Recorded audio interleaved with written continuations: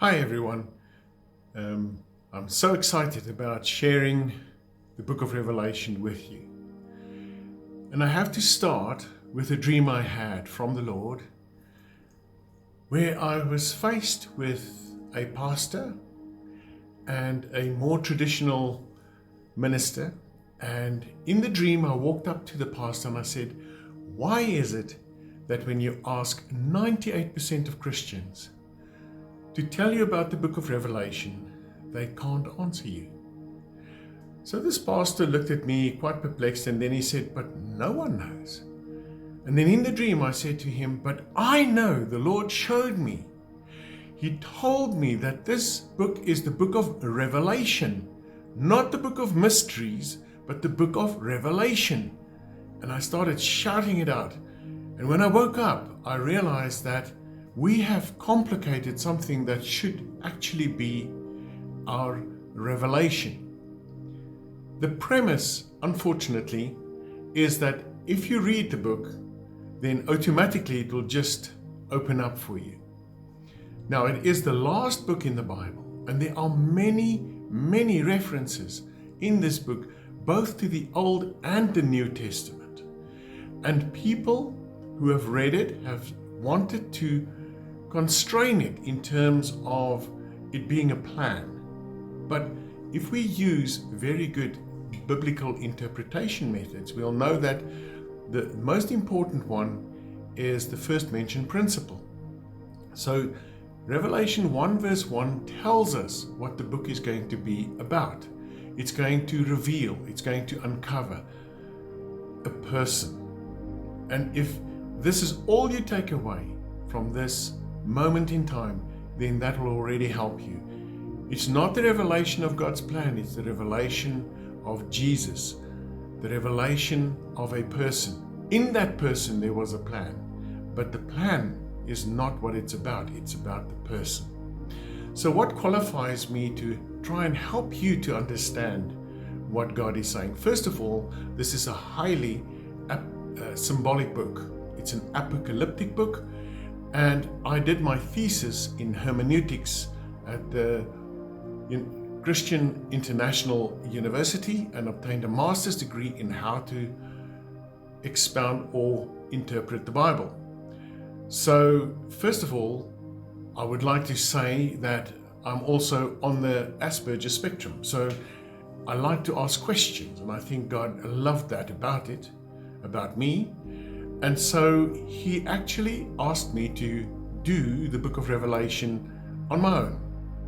So initially he said to me, you can use whatever tools at your disposal with me to interpret the book.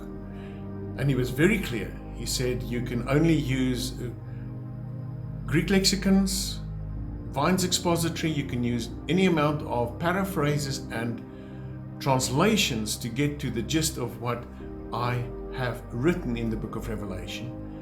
But you're not allowed to touch one single commentary. The Lord used a very interesting word. He used the word intellectual collectivism. I don't even know what it means, but he said that many people glean answers from each other rather than from him. And then, to cut a long story short, John tells Peter something, and Peter then tells George something, and George then says that both John and Peter said something, when actually it all just originated from one person.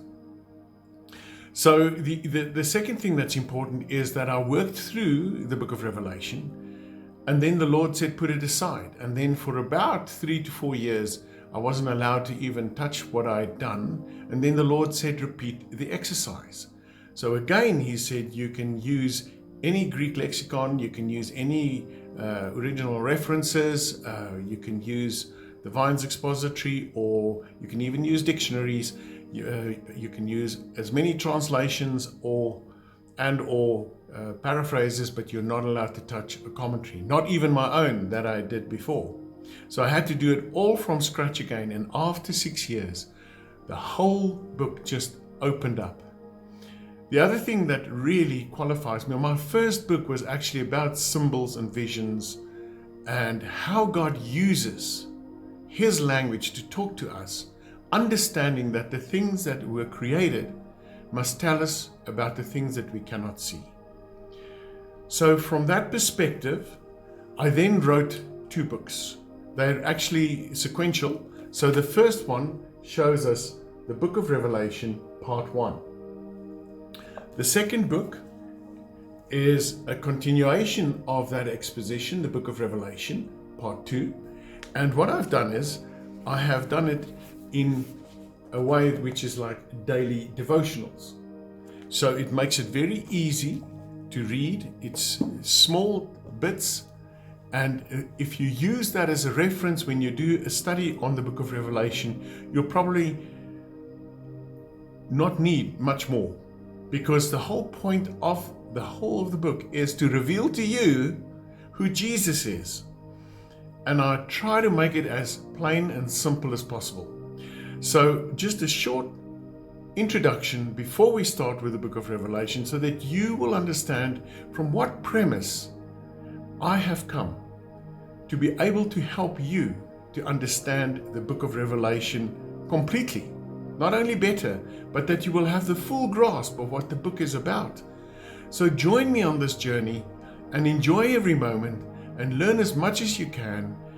And I hope that this will reveal more of Jesus to you and how he can become more real to you in every single way and aspect of your life.